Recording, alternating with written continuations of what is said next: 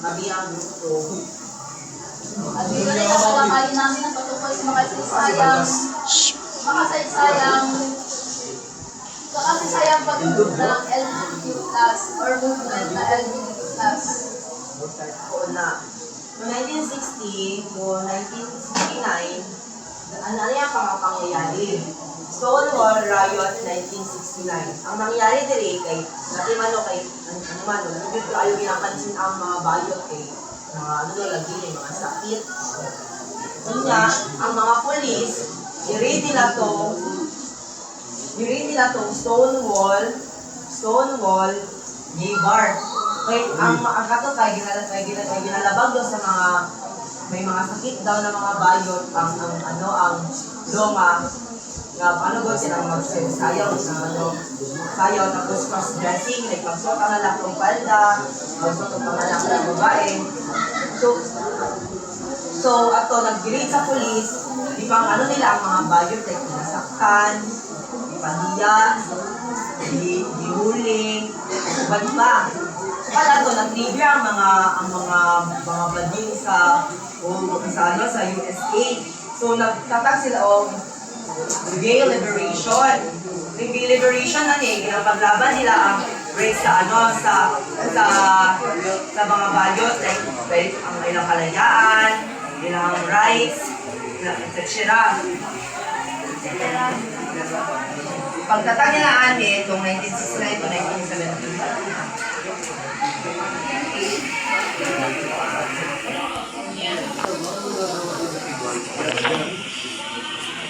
So,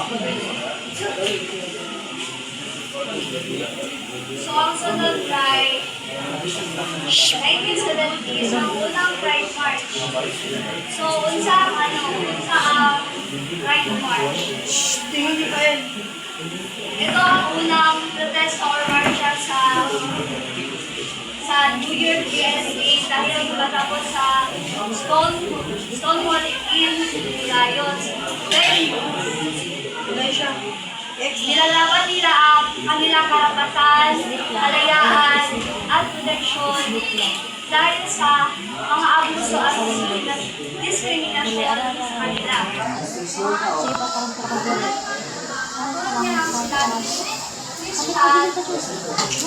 Ito ay naganap sa USA pero ginanap ito noong June 28 ilang monong lahat Pride March.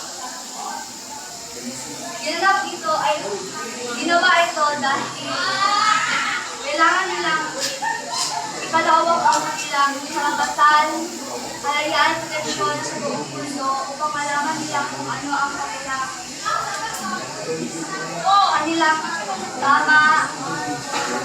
tamang moral standards at kailangan nilang sundin ang batas na ipinatatag ng 1970 na unang Pride March. Ang epekto nito noon ay nagpatagad sila na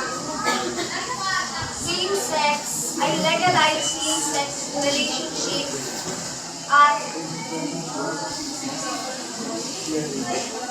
patunawan sa low right movement. At ngayon naman, natulad pa din, tumalawak ito dahil sa media, film, TV,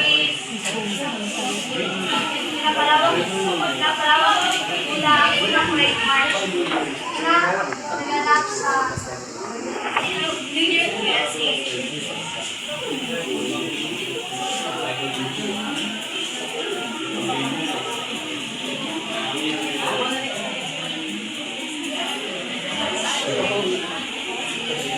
Pangatlo ay ang pag-alis ng homosexuality sa DSM ng Amerika sa Psychiatry Association.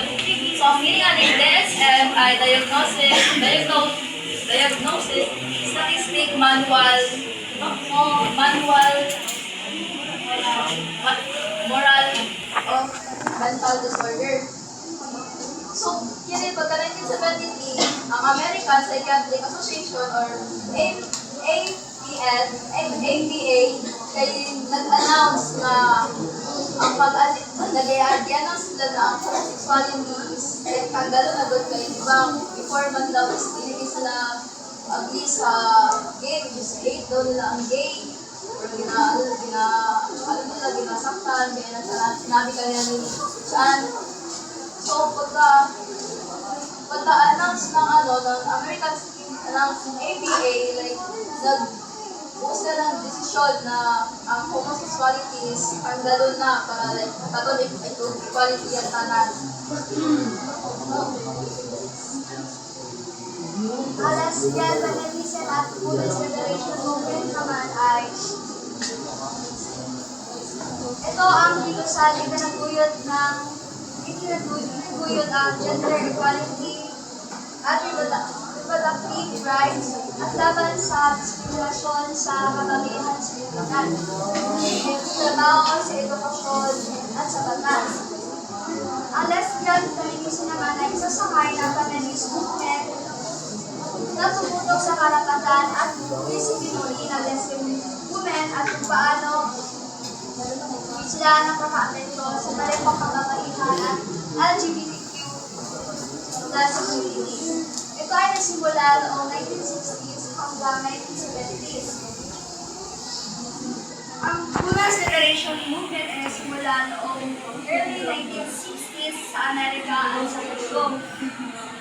So, tapos lesbian, feminism, mas naging siya, prominent siya, itong 1960s hanggang 1970s, kasabay sa WLM, tapos gay liberation. Nasimula ito sa New York, sa USA, sa San Francisco, Boston. Tapos, nagkalat siya sa Canada, Australia, tapos sa ibang bansa sa Europe. Nangyari ito dahil sa gender equality, kay ang kababaihan sila'y sa trabaho, mababa ang kanilang sahod, limitado ang trabaho, at madalas na may nagaganap na diskriminasyon na patungkol sa edukasyon. Malawa ang reproductive rights. Limitado ang sex sa contraception at abortion. At ang mga kababaihan ay nakadepende sa lalaki at ekonomiya at sa lipunan. Ang dahilan ng lesbian feminism ay ang bilang kababaihan o lesbian ay nakakaranas ng diskriminasyon sa lipunan at sa loob ng gay-lesbian community. So, gamay lang ang nag-represent ng lesbian women sa media at sa net. Layunin nila ipakita ang feminism na inclusive sa lahat ng kababaihan na regardless of sexual orientation. Gaganap ito sa organisasyon Women's Group, Protest Consciousness Raising, or nag-demonstration sila sa unequal pay, sexual harassment, and restrictive laws. Na kung saan ibabahagi ang experience ng mga kababaihan na ginagawa sa kanila.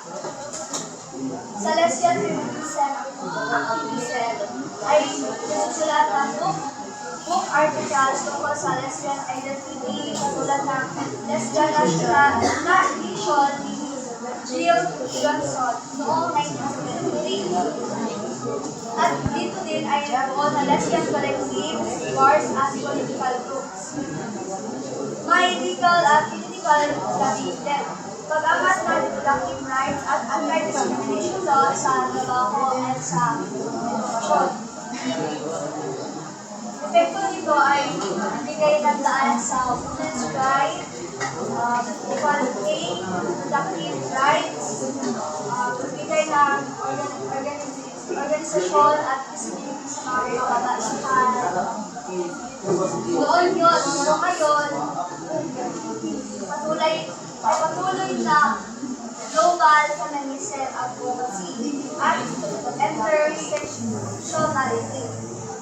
At may malawak na pagtanggap at legal na kondisyon na lesbian at LGBTQ plus community. Naging inspirasyon din ang feminism sa modern social movements, halimbawa ng LGBTQ plus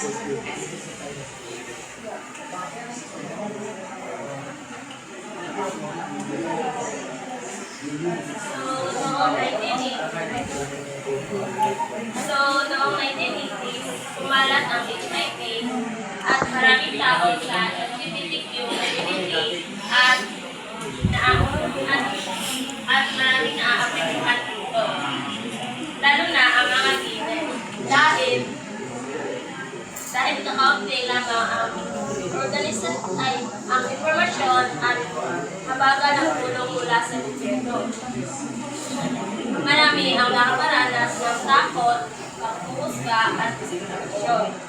Dahil dito, nagsama ang mga komunidad para ipaglaban ang kanilang karapatan, gamot at ang kanilang impormasyon. Tinatag ang Art of noong 1937 upang maglang isang grupo na lumalaban sa stigma at nag-oorganisa ng mga protesta at kampanya para tulungan ang mga taong naapekto ng HIV at or AIDS.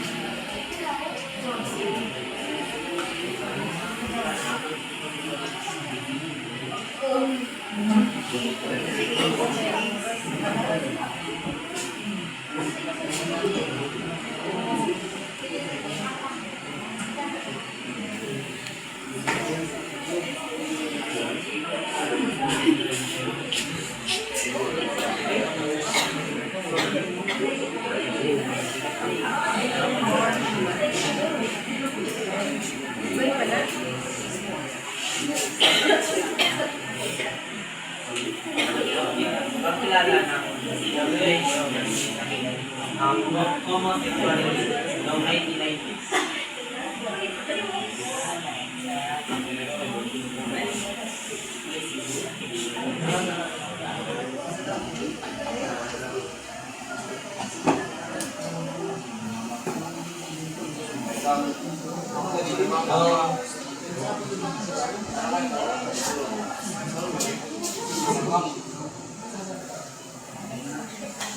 Noong May 17, 1990, special natin ang galang World Organization natin, WHO, ang homosexual. Basta listahan ng sakit, pagkaisipan. Ibig sabihin, mula sa araw na iyon, kilala ang WHO, nag-ibig ka ng zaman, sinong baksa, o bisexual kundi isang normal at tigas na kakaiba sa orientasyon sa pag-ibig at emosyon ng isang tao. Paliwanag sa simple at Tagalog.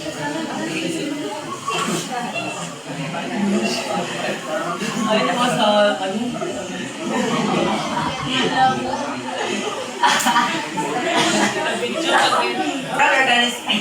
World Health Organization, siyempre, magbayo daw malaking sakit.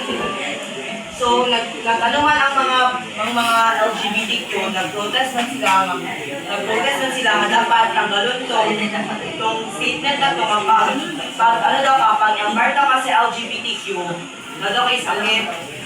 So, dapat tanggalon na ito siya, kaya ang pagiging homosexual, normal na daw na, imagine diba, ang pagiging homosexual, nature na daw na siya. Kaya 1,500 plus species na mga hayop sa buong mundo ay sila? Naman, sa black swan, lions, etc. naman kagayop na nag-show of pagiging homosexual sa isa't isa. Like, the-wait sila sa sarili nilang same-sex nila, the date, etc. So, nag-request ang LGBTQ at tanggalon to siya ng statement na pag LGBTQ ka, nakisakit. And that's all. Tama?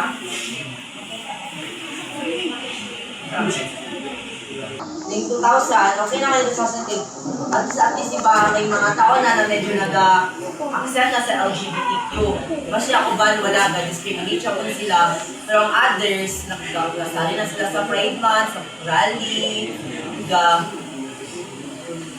wala na sila down sa mga LGBTQ. Ang uban gani, ang mga uban nga LGBTQ na sila sa ang LGBTQ,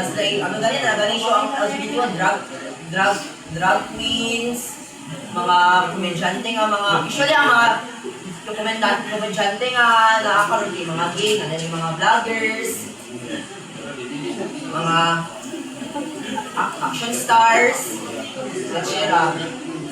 Sabi lang nga.